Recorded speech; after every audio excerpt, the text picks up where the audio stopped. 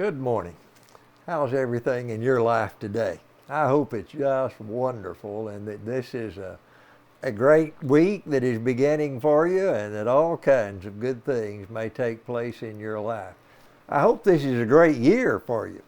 That 2024 will be a memorable year in a good way for you and for all of your family and those that are close to you all the time. I want to think with you today about a passage of Scripture that really usually doesn't get lots of our focus. It's the last chapter of the book of Romans.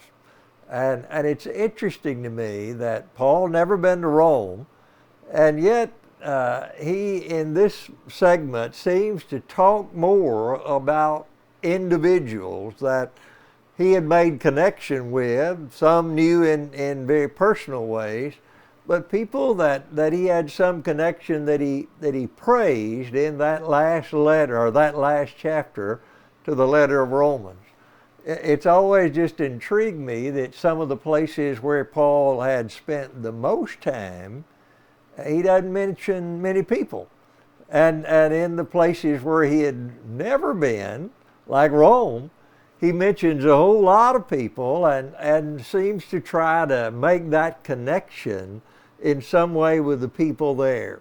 But just think about it, and there's some of the people that he mentions we know absolutely nothing about.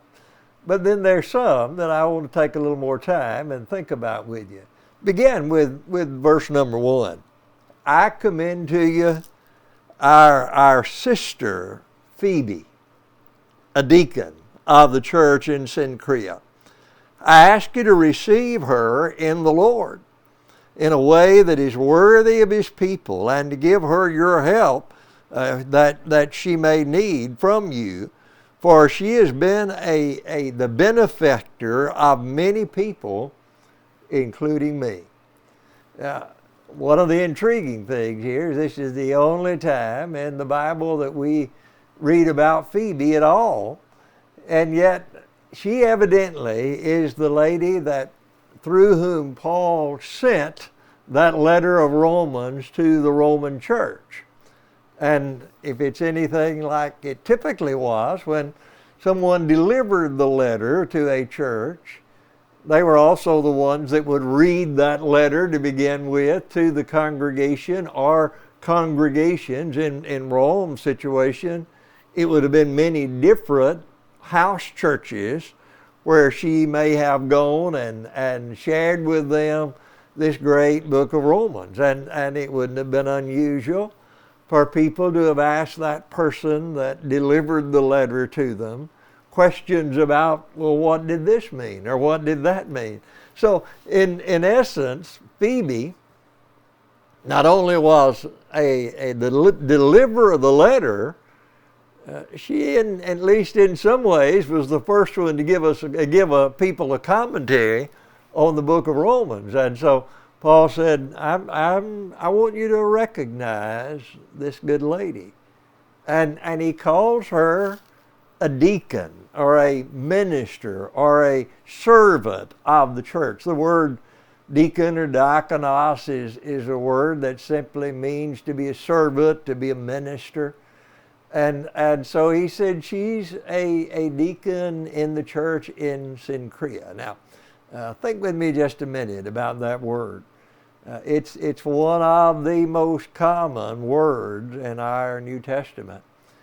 Jesus even described himself, I've come to you as a servant, as a deacon.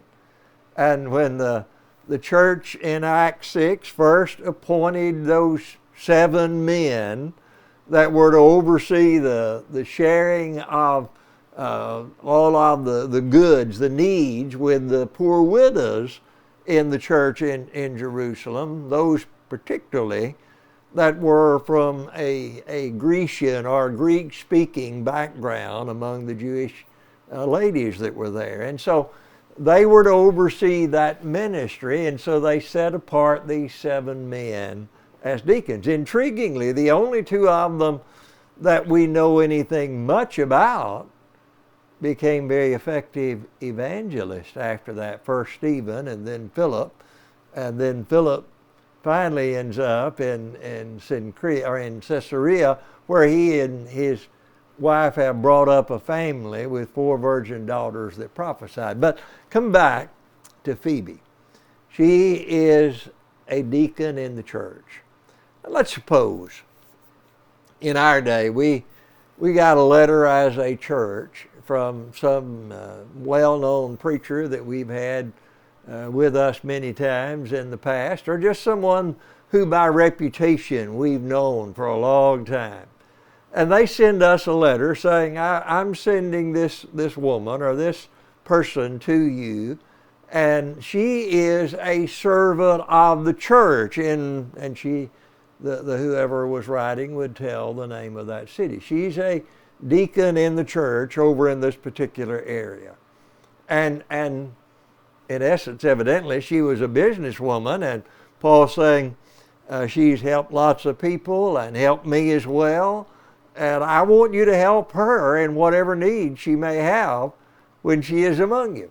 I don't know how long Phoebe was going to be in Rome, but it would be an intriguing thing to get a letter like that. Evidently, here's someone that's coming to town to do business and is going to be here for a time, and Paul pleads with the church, now step up and help this great lady, because she has certainly been a helper of a whole lot of people back in the area of Cenchrea. Cenchrea is a small town outside of Corinth by 5 or 6 miles. And so Paul, evidently while he was in Corinth, had built the relationship with Phoebe. And when he first is about to leave Corinth, in the book of Acts, Luke tells us that he went to Cenchrea and had a haircut, and then he left there. But evidently got to know Phoebe in that process, and so he trusts her enough to send with her this great letter to the church in Rome. And just think about how strong it is for this man of God to write this letter to this church, and the first time he starts mentioning those names, the first name is Phoebe. Do you have any women deacons where you are? Let me tell you something. You do, whether you call them that or not, because there is both that, I guess, official sense, you might say, when one is given a call, one of the deacons in the church, and given certain ministries that they're to oversee. But I've never seen a church that didn't have a whole lot of women that were serving and working and doing all kinds of good things in that particular church. Were there deacons, women deacons in the church in the first century that did that job officially? I don't know. In 1 Timothy 3, when he gave the qualities of the deacon, that he first talked about them being husbands of one wife, and then having children, and then he moves on down though and talks about either different translations have it in different ways, but if you look on down, verse number 11 in 1 Timothy 3, in the same way, the women are to be worthy of respect, not malicious talkers, but temperate, trustworthy in everything. And then he returns immediately to talk about a deacon must be faithful to his wife and manage his children and his household well.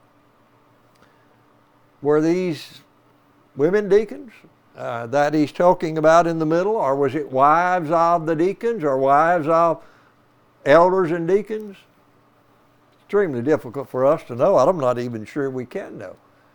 But I'll tell you this, to say we don't have any women deacons is crazy, because I've not known of a church yet that you take away the service of godly women in that church and they wouldn't be in desperate trouble. Women serve constantly and ought to be honored and respected the way Phoebe was by Paul and the way he wanted the church in Corinth to respect her as well.